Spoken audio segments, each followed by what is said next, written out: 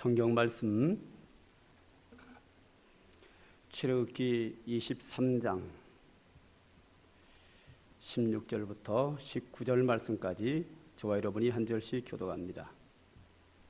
출애굽기 23장 16절 제가 먼저 읽겠습니다. 매추절을 지키라. 이는 내가 수고하여 밭에 뿌린 것의 첫 열매를 거둠이라.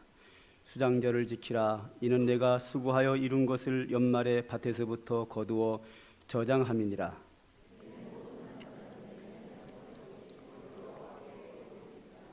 너는 내 제물의 피를 무교병과 함께 드리지 말며 내 절기 제물의 기름을 아침까지 남겨두지 말지니라. 내 토지에서 처음 거둔 열매의 가장 좋은 것을 가져다가 내 하나님 여호와의 전에 드릴지니라. 너는 염소 새끼를 그 어미의 저주로 삼지 말지니라. 아멘. 한 노부 부부가 시골에서 행복하게 살았습니다. 이 노부 부부는 외동아들 하나만 낳았습니다. 잘 키워서 공부도 잘했고 예의도 바르고 부모의 말씀을 잘 듣는 소중한 아들이었습니다.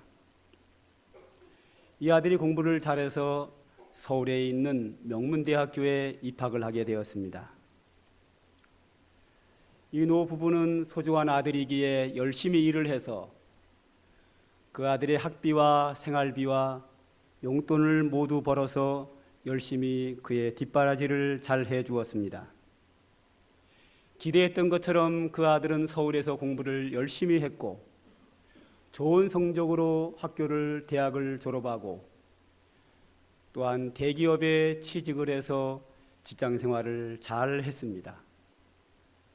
그리고 좋은 아가씨를 만나서 결혼을 했고 그리고 승진하여 대기업의 과장이라는 자리까지 승진하게 되었습니다. 그리고 그는 아주 예쁜 딸을 하나 낳아서 그 아들은 행복하게 살고 있었습니다. 이 아들은 똑똑하고 예의 바르고 효자 아들인지라 명절이 되면 어김없이 가족들과 다 함께 이 부모님을 찾아와서 인사를 드렸습니다. 그리고 올 때마다 하는 이야기가 있습니다. 아버님, 어머님, 시골서 고생하지 마시고 저와 함께 서울에 가서 사시지요. 이 이야기를 들은 이 노부부는 굉장히 행복했습니다. 이제 서울에 가서 편하게 살까? 그런 생각을 하기는 했지만 혹시 자녀들 생활에 누가 될까 염려되어 아니야, 괜찮아. 나는 이 시골이 훨씬 더 살기가 좋아. 여기 아는 사람도 많고 친구도 많고 여기가 살기 훨씬 편하니까 바쁜데 열심히 일을 하고 행복하게 잘 살아 하고 자녀들을 늘 돌려보냈습니다. 이 노부부는 자녀가 잘 되는 모습으로 행복했고 마을 사람들을 만나면 늘 자식 자랑을 늘어놓기 시작했습니다. 그것이 가능한 것이 그 아들은 효자에다가 똑똑하고 행복하고 잘 살고 있었기 때문에 마을 사람들은 그 노부부의 자랑을 부러워했습니다. 그러던 어느 날 노부부 중에 할머니 한 분이 먼저 세상을 떠나셨습니다. 장례를 잘 치르고 아들이 다시 한번 아버님에게 말씀을 드립니다. 아버님, 혼자서 여기 생활하는 것은 몹시 불편하니까 저와 함께 서울에 가서 함께 사시지요. 더 이상 거절할 수 없어서 자식을 따라서 서울로 짐을 챙겨 이사를 왔습니다. 아들은 서울의 강남에서 좋은 아파트에서 잘 살고 있었습니다. 이 아버님은 자식 집에서 행복한 생활을 하게 되었습니다. 그러던 어느 날 이 아들이 바쁜 일과 속에서 늘 늦게 집으로 돌아오곤 했습니다. 그러다가 한 번은 일찍 집에 돌아왔는데 집에 아무도 없는 거예요. 어디 갔을까 하고 궁금해하는데 자기 아내에게서 전화가 왔습니다. 나 지금 집에 왔는데 당신 어디에 있어? 오늘 가족이 좀 외식도 하고 놀러 나왔어. 당신 집에 있는 거 밥 차려 먹고 기다려. 좀 이따 갈게. 전화를 끊었습니다. 아들은 이제 가족들이 돌아오기만을 기다렸습니다. 늦은 저녁 시간이 되자 드디어 가족이 돌아왔습니다. 돌아왔는데 아내와 딸은 돌아왔는데 아버님이 보이지 않는 거예요. 그래서 여보, 아버님은 어디 계셔? 그러자 그의 아내는 말합니다. 아버님 집에 안 계셔요? 집이 없는데 나는 같이 나갔다 왔는 줄 알았지. 아들은 생각했습니다. 오늘 외출했다가 좀 늦으시는구나 하고 아버님이 돌아오기를 기다렸습니다. 1시간, 2시간이 지나고 한밤중이 돼도 돌아오지 않았습니다. 아들은 뜬 눈으로 밤을 새웠습니다. 그리고 아침이 되자마자 경찰서에 가서 실종 신고를 내고 찾아다녔습니다. 그러다가 아들은 아버님이 늘 생활하는 방으로 들어갔습니다. 방 안을 이렇게 여기저기를 살펴보는데 한 구석에 책상 위에 쪽지 하나가 있었습니다. 그 쪽지를 펴봤더니 이런 글씨가 있었습니다. 3번아 잘 있거라 6번은 간다. 틀림없는 아버지의 글씨였습니다. 3번아 잘 있거라 6번은 간다. 도대체 이게 무슨 말일까? 3번은 뭐며 6번은 뭐며 잘 있으라는 건 뭐고 가기는 어디를 가는지 도무지 무슨 뜻인지 이해할 수가 없었습니다. 이 아들은 이 쪽지를 주머니에 넣고 여기저기 찾아다녔지만 한 달이 지나도록 찾지를 못했습니다. 그러다가 평상시 자기 아버지와 친하게 지내던 친구분을 만나게 되었습니다. 그 친구분에게 이런 이야기를 했습니다. 어르신, 혹시 우리 아버님 못 보셨어요? 한 달째 집에 안 들어오셔서 제가 애타게 찾고 있습니다. 그리고 아버님이 나가시면서 쪽지 하나를 주고 가는데 이게 무슨 뜻인가 아시나 한번 보세요 하고 쪽지를 내밀었습니다. 아버님의 친구분이 그 쪽지를 펴보니 3번아 잘 있거라 6번은 간다라고 써 있는 거예요. 아, 그거 알지? 무슨 뜻인데요? 평상시에 자기 아버님께서 늘 하신 말씀이네. 자기 아버님이 이런 말씀을 하셨어. 우리 집에서는 우리 며느리가 최고야. 두 번째로는 우리 손녀고, 셋째는 바로 자넬세. 네 번째는 집에서 기르는 강아지 민키고, 다섯 번째는 자네 집의 가정부고, 자네 아버님은 여섯 번째일세. 그 이야기를 하면서 자네 아버님이 이런 말씀을 하셨다네. 나는 우리 집에서 우리 집 강아지만도 못한 사람이야.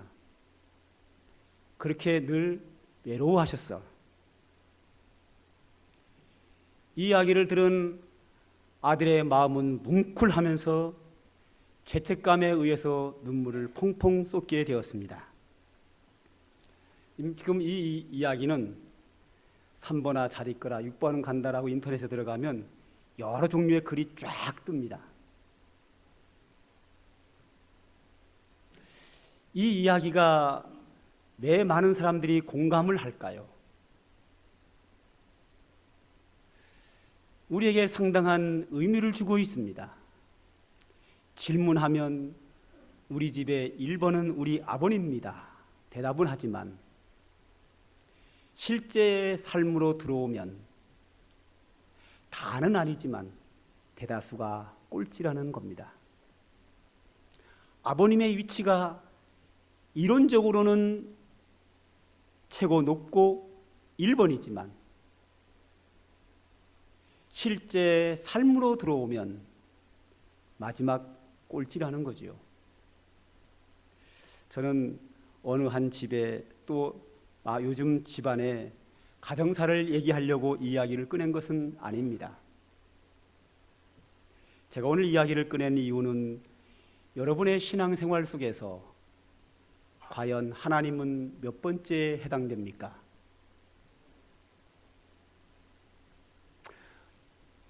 저와 저를 포함해서 우리 모두에게 누가 질문한다면 당신의 삶 속에서 하나님이 몇 번째냐고 질문한다면 우리는 당연히 말합니다. 하나님이 1번입니다. 하나님이 나의 주인이시고 나의 아버지가 되시고 나의 임금님이 되시는 내 인생의 주관자이시고 하나님이 최고 높으신 내 인생의 1번은 하나님이라고 대답을 다 하리라고 믿습니다. 그런데 우리의 삶 속으로 들어오면 정말로 하나님이 내 인생에서 1번의 대접을 받고 있는가요? 저를 포함해서 한번 오늘 심각하게 이 문제를 한번 반성해 봤으면 좋겠습니다.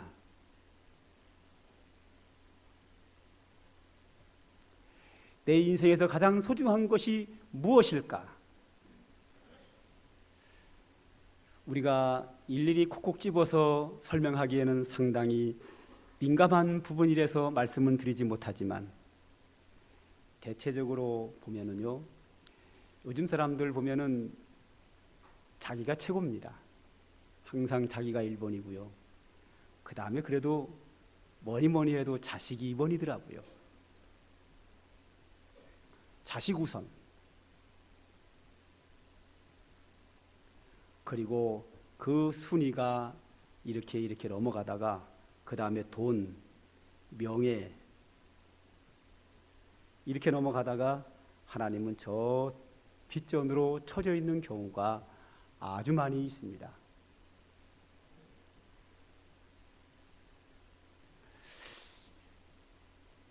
내 인생에서 1순위가 무엇일까를 곰곰이 생각해 보면 스스로가 알 수 있습니다.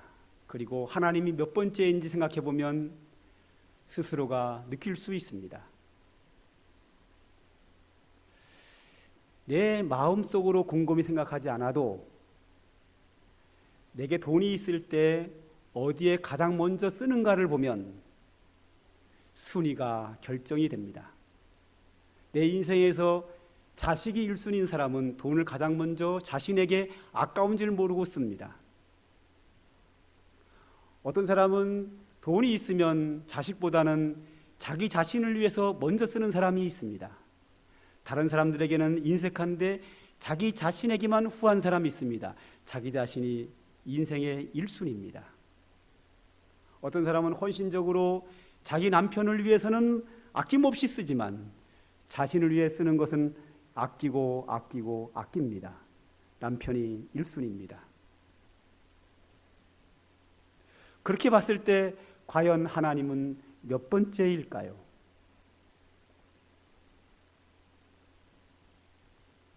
성경은 당연히 하나님은 우리의 창조자가 되시고 온 우주를 통치하는 통치자가 되시고 우리를 찾아오셔서 우리의 모든 죄악을 용서하여 주시고 하늘나라를 나에게 기업으로 주신 내 인생의 주인이신 하나님이 우리는 1순위라고 합니다. 실제 생활로 들어오면 하나님은 몇 번째일까요? 이 문제에서 진실되게 자신 있게 하나님이 내 인생의 1번이라고 말할 수 있는 사람은 그렇게 흔하지 않을 것이라고 예상됩니다. 저도 하나님이 늘 1번이라고 생각하고 그렇게 하려고 노력하지만 저도 깜짝깜짝 놀랄 일이 생활 속에서 생깁니다. 어떻게 하다 보면 하나님은 뒷전으로 밀려 있을 때가 수시로 저에게도 있습니다.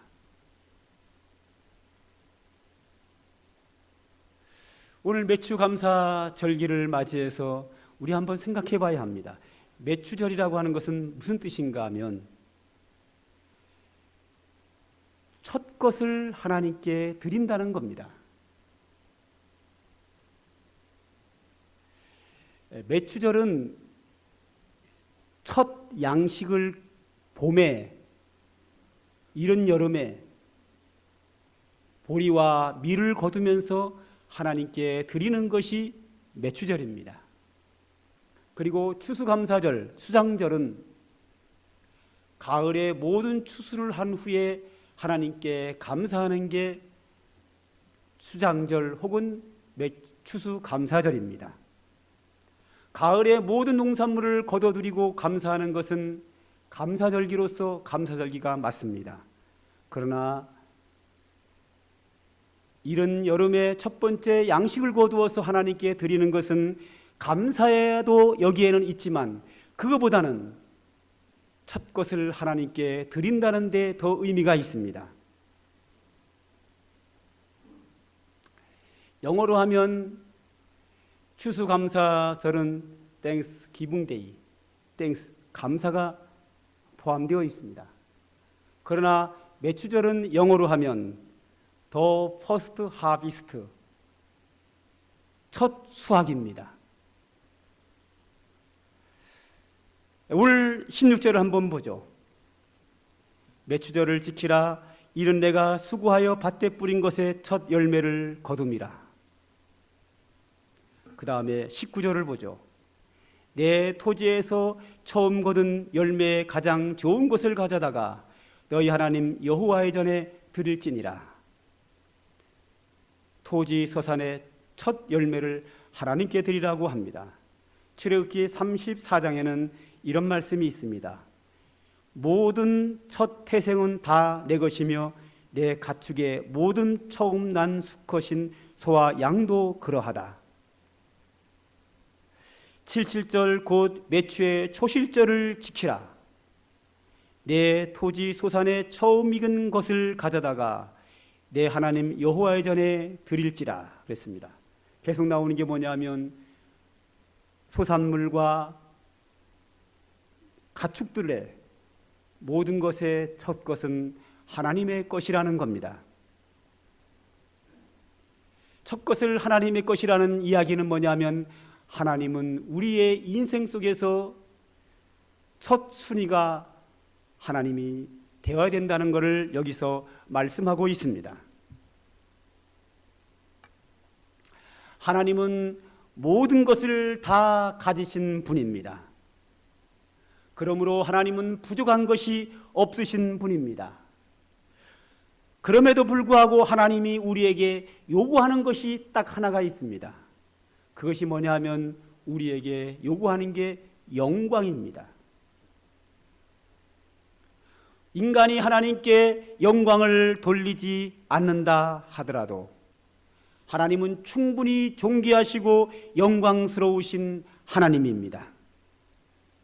그러나 하나님은 오늘도 변함없이 그의 자녀들로 하여금 하나님의 은혜를 깨닫고 자발적으로 감사와 찬양과 영광을 하나님께 돌리기를 원하십니다. 이 말은 하나님은 자신이 우리 인생에서 최고로 대접받고 싶은 겁니다. 1순위로 섬김을 받고 싶어 하십니다.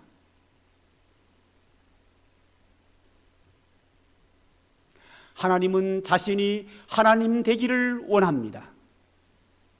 하나님이 우리의 왕이시라면 우리로부터 왕으로서의 대접을 받기를 기뻐하시고 하나님이 우리 인생의 주인이라면 하나님이 우리 인생의 주인으로서 대접을 받기를 원하고 하나님이 우리의 아버지가 되신다고 하면 아버지로서의 대접을 받고 싶어 하시는 분이십니다.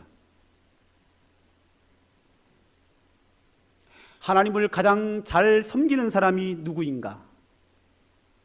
하나님을 제 자신 인생에서 첫 번째로 두는 겁니다. 하나님은 부족한 것이 없습니다. 모든 것을 가지신 분입니다. 그러나 우리가 하나님을 우리의 인생의 첫 번째로 섬기는 것을 하나님은 간절히 우리를 향하여 소망하고 있습니다.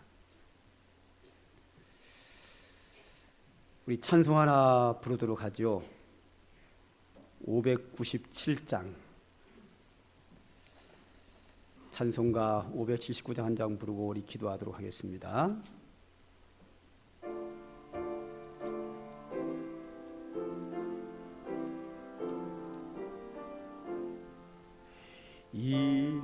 이전엔 주님을 내가 몰라 영광의 주님을 비방했다. 지극한 그 은혜 내게 넘쳐 날 불러 주시니 고마워하라. 나 받은 달란트 얼마론가 나 힘써 그것을 남기어서 적절로 주님께 바치오면 충성된 종이라 상 주시리. 천하고 무능한 나에게도 귀중한 직분을 맡기셨다. 그대 고맙고 고마워라. 이 생명 바쳐서 충성하리. 나는 일들이 하도 적어 큰 열매 눈앞에 안 매여도 주님께 죽도록 충성하며 생명의 면류관 얻으리라. 다 같이 기도하는 자세로 준비해 주시기 바랍니다. 우리는 자주 위대한 일을 하나님께 해서 드리려고 합니다. 우리는 종종 큰 일을 행하려고 합니다.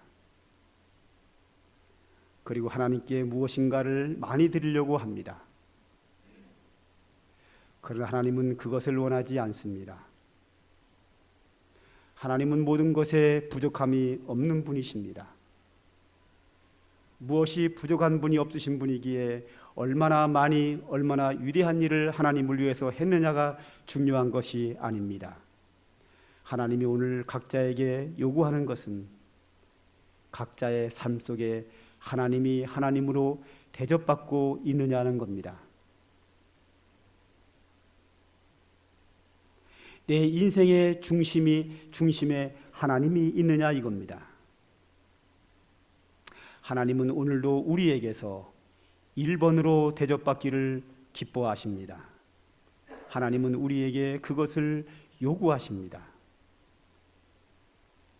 우리 이 시간에 조용히 자신을 반성하며 기도하기를 원합니다.